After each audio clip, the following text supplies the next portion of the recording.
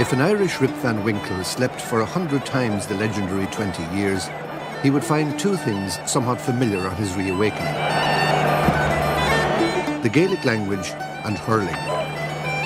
They are now greatly changed, but their cure remains.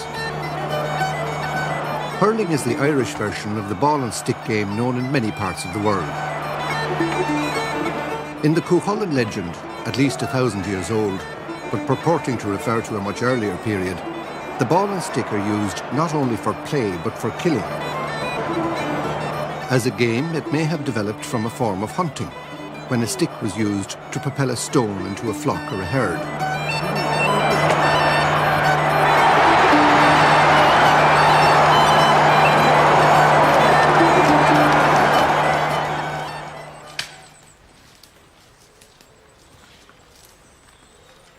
Two distinct forms of the game were known in Ireland: hurling and Commánacht.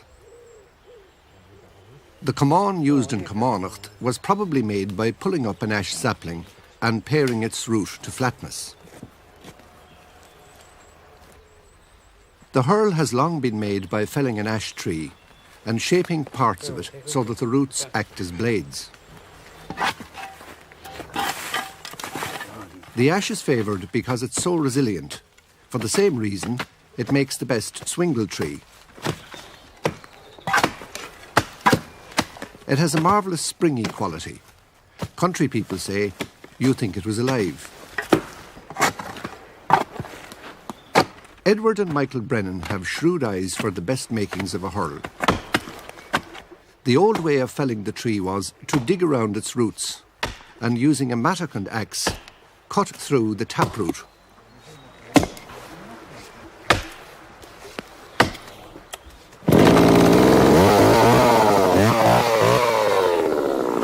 Today, the chainsaw is used as its tip cuts down at an angle into the roots. This is not possible with a handsaw.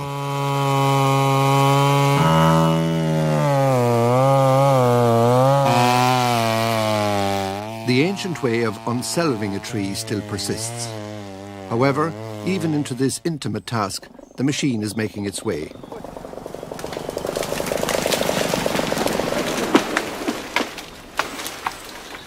That's not too bad now. Clean enough. No, that's a good stick.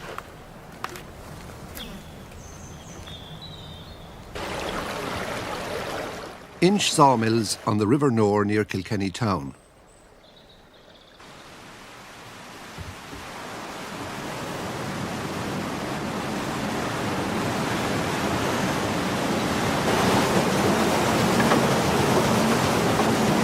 Liam Brett starts the mill by turning the wheel that will cause other wheels to turn.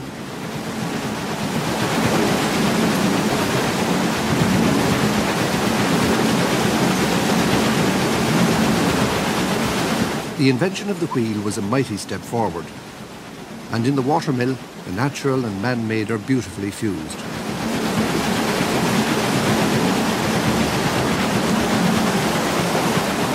At the end of this power sequence is a modern wheel, the circular saw.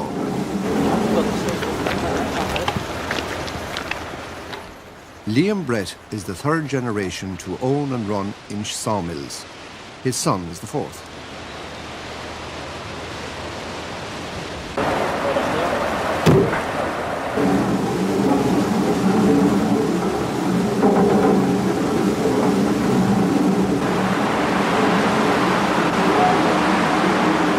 It doesn't require a calculator to work out what a massive saving on electricity he's making by using water power.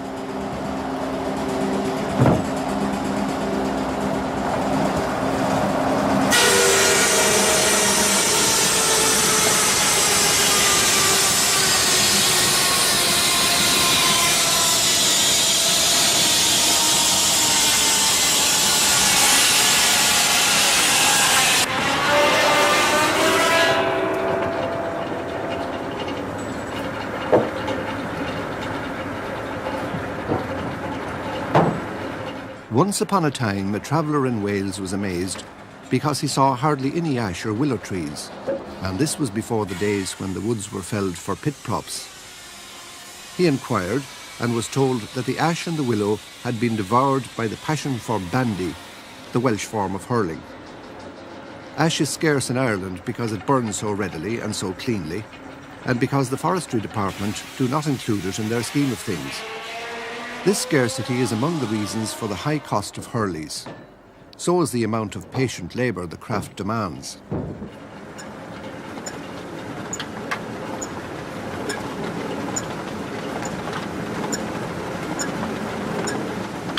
Hurls are being made from fiberglass and plastic, but they lack the spring and resilience of the wood.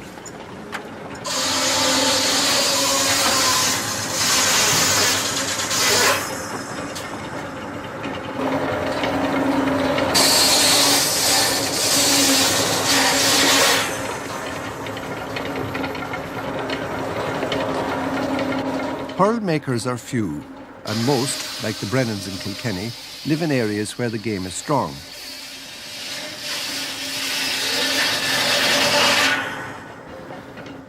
John Surlis is an exception.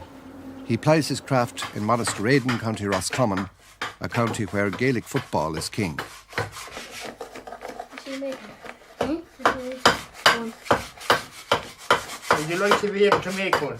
Yeah. Will you get, if you have the time, you can watch me. What is that? Ash.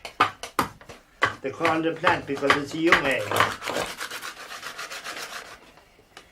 Do you see how it's made now? Yeah.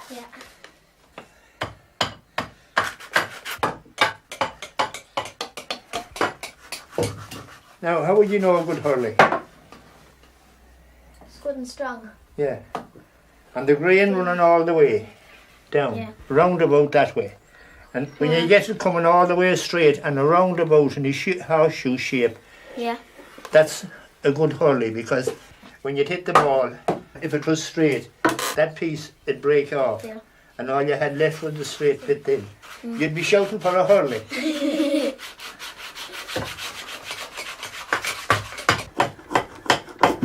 And you cut it in the fall of the year, from October till March.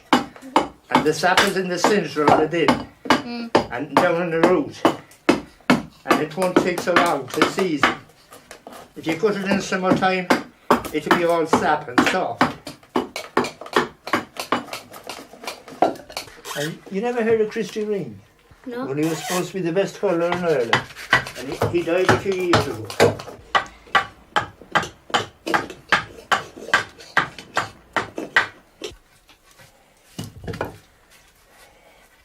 Now boys, I think it's alright. We'll finish it on the grey mare. John uses the Cooper's mare, a medieval type of vice. He uses too the spoke shave, another instrument long known to those who shave things with loving sensitivity.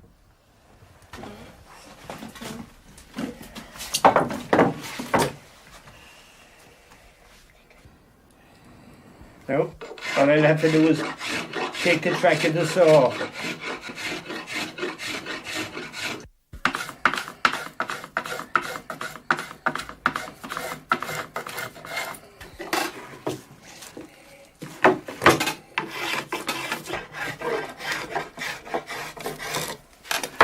All right.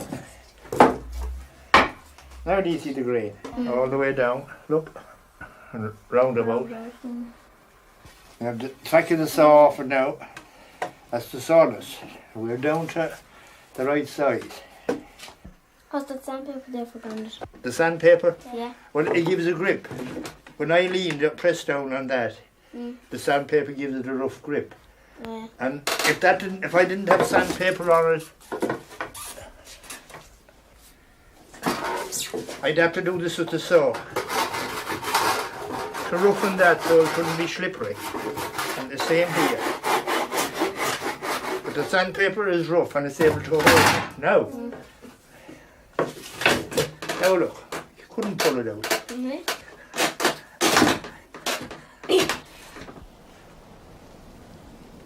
The Butler Castle overlooks the River Nore. Kilkenny town is the home of Rémy Dowling, maker of the well-known Star Hurley. He gets his ash trees planked by Liam Brett. his son Tom marks out a batch of hurls.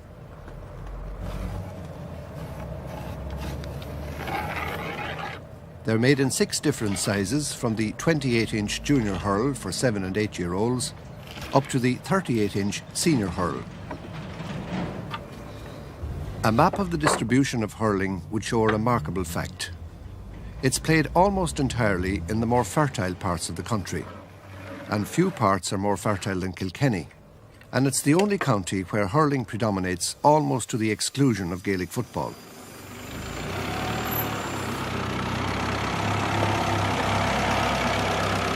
Rémy Dowling is among its folk heroes. He was a goalkeeper, an art for which the county is especially famous. He belongs to a great line that includes Jimmy O'Connell, Ollie Welsh and Noel Skehan. A hurling goalkeeper's margin of error is like that of a batsman in cricket. Tantalising, the tiniest error can undo him. It's among the reasons for Rémy Dowling's expertise in the making of hurls. A keeper uses 2 kinds of hurls, one for general play and another for taking a free stroke. The difference between the former and the latter is almost as great as that between the modern hurl and the ancient come on.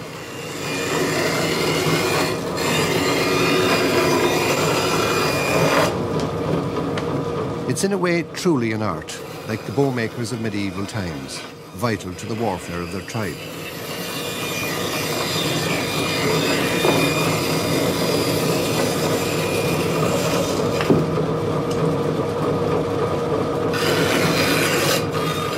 Shaping the hurl on the bandsaw is called sliding.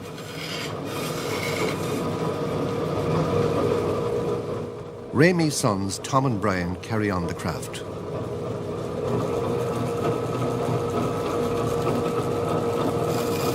Rémy's wife Breda is the daughter of the late Tom Neary, the hurl maker, who started making hurls in 1921.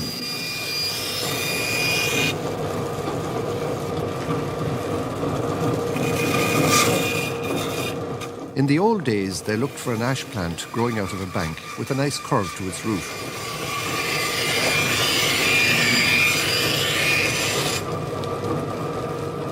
Rémy also made hurls from white elm.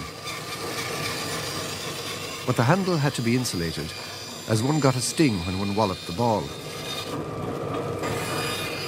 Willow is also used.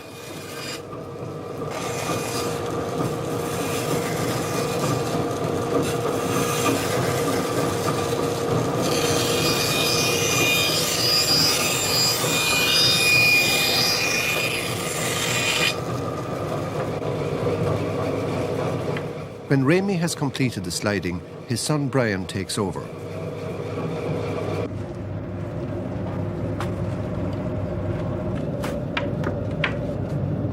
This is the same job that John Surlis was doing on the Cooper's mare, except Brian uses a bench stop. The tools are similar.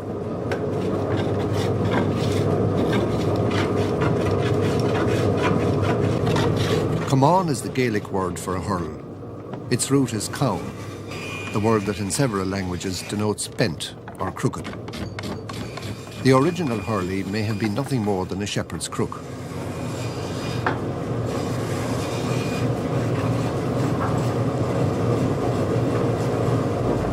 Today's hurl is the product of generations of experience and experimentation, and the experimentation goes on. Even the concept of a single piece of ash is no longer sacred.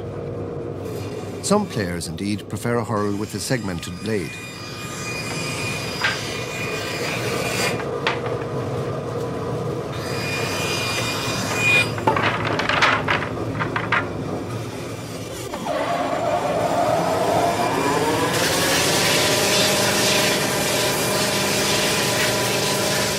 The sanding machine has speeded up this part of the job.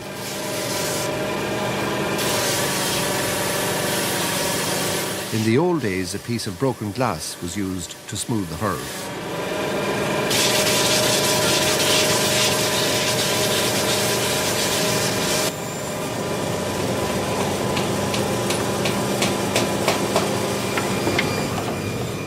Ger Fennelly, the brilliant Kilkenny man, drops in with the broken hurl for repair.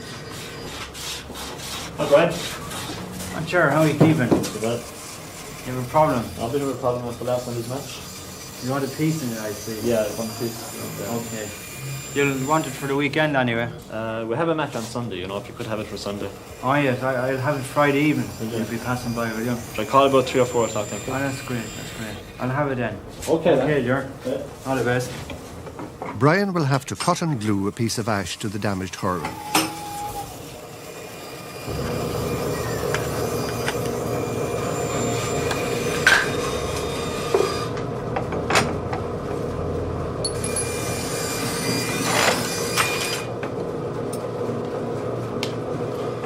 Hurling has about it a mystique that Gaelic football cannot match.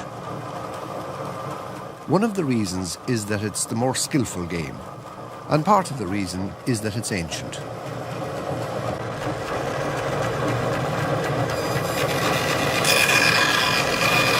Modern football is only as old as inflatable rubber, and in some parts of the country you will hear the older generation say, "Football is not much of a game. The good people never played it." The good people are the fairies, and the reference is to the frequency with which hurling occurs in the tales about them. But the hurling in the fairy tales was Camánacht, the ancient game of the narrow stick.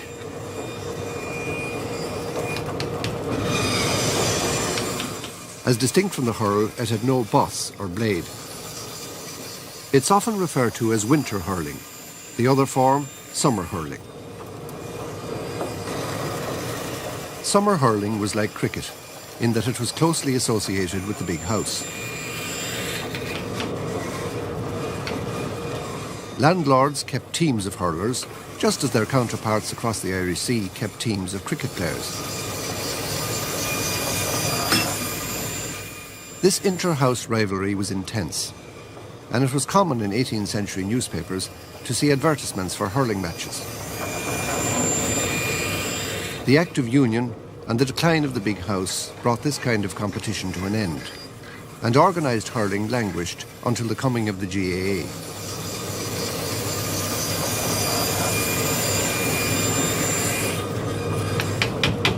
Brian has to make his own two-headed nails. Not so long ago, Cooper's nails would have been available for the job.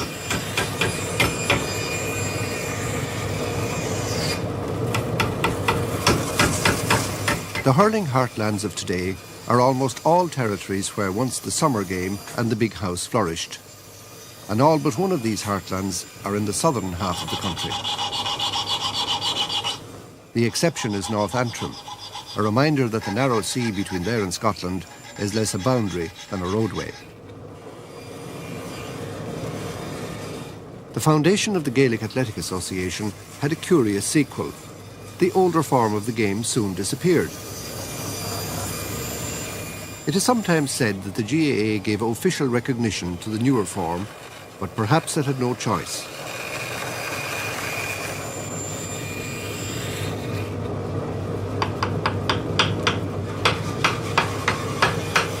Gaelic football grew in popularity like grass in a showery May, and in many parts of the country seems to have supplanted winter hurling. Winter hurling survives now in the Scots Highlands in the form of shinty. It's a very different game from modern hurling, and attempts to create a compromise form have failed.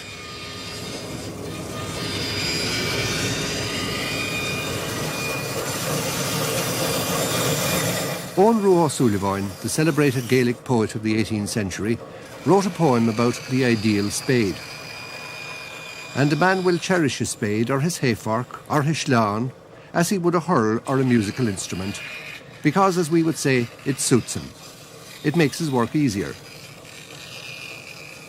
And in the same way, some men are loath to discard a damaged hurl.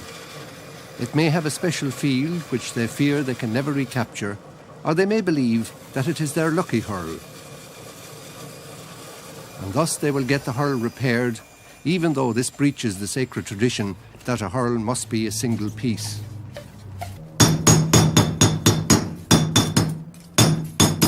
A band of metal also helps to strengthen the hurl.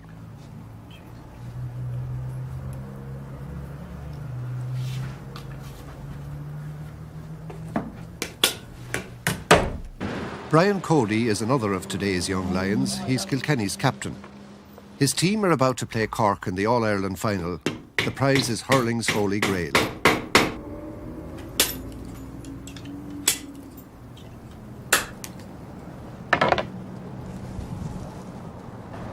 They look friend, Remy. Yeah, that's nice. Grain looks very good in that one. Yeah, good bit of timber, very good bit of timber. That one. Ah, yeah, this is one I really fancy, all right. Yes, the bands and Yeah. that do them up.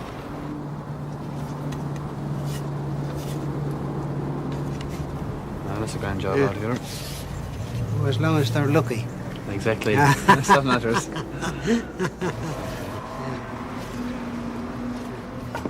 How about that one then? Here's another one, Brian. Another one. Try keep I'll it never from make me mind up. picking out, huh? But that's a grand hurler, Remy. It is. Yes, yeah. It feels very like the other one, this one Yeah. here. Yeah.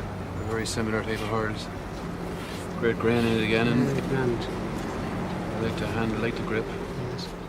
I suppose I better make up your mind anyway, Remy. Yes, yes, no, well, that's up to you. Suppose I took these two, how would that Yeah, be? that'll do grand, Brian. That'll Oh, do that's great, grand. Remy. As long as they're lucky, that's the main thing. Hopefully they're 2 Yeah. grand sticks.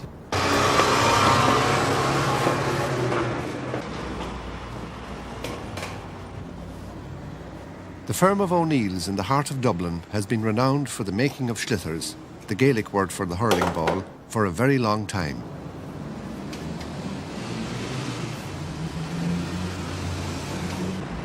Liam Dargan uses all the techniques of a saddler and harness maker.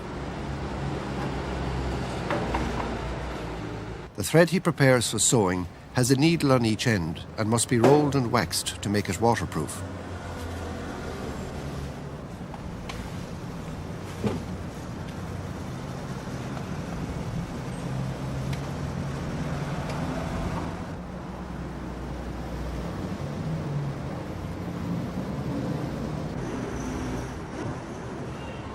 Schlither almost certainly comes from lither, the old word for hair, and the typical hurling ball in older days was of horsehair in a pigskin casing.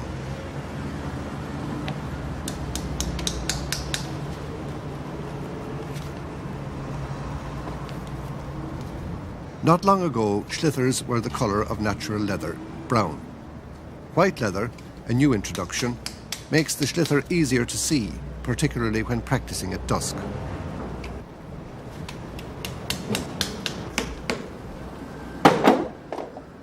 The leather palms he puts on prevents the sewing thread from cutting into the side of his hands when he draws the stitches tight.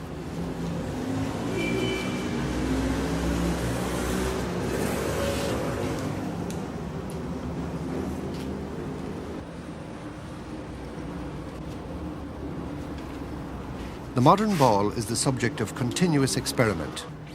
The main ingredient is now cork, encased in spun yarn dipped in latex.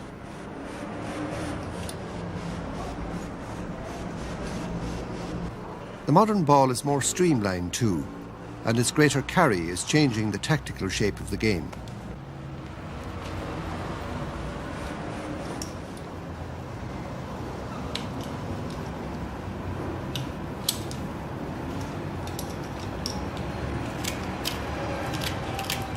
Such men as Liam Dargan do not see their names on the sports pages, but on the pitch they can see the effect of their handiwork.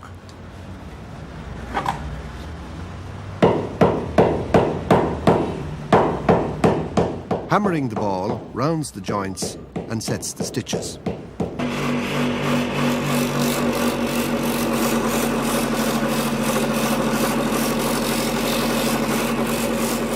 When the cricket bat strikes the ball correctly, the meeting of willow and polished leather produces a sweet sound. So too does the wedding of ash and schlither.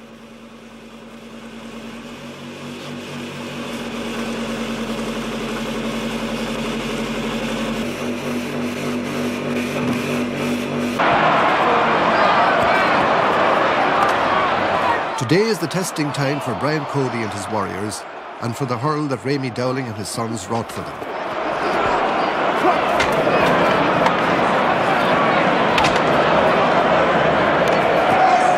Kilkenny meet Cork in Dublin's Croke Park for the All-Ireland hurling final.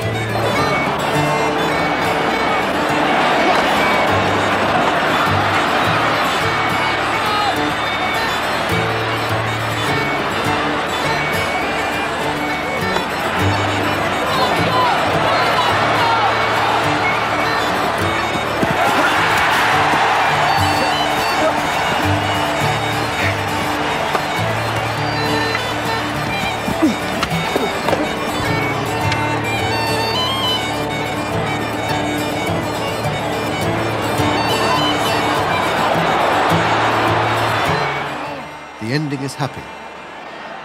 Brian's hurl proves to be lucky after all.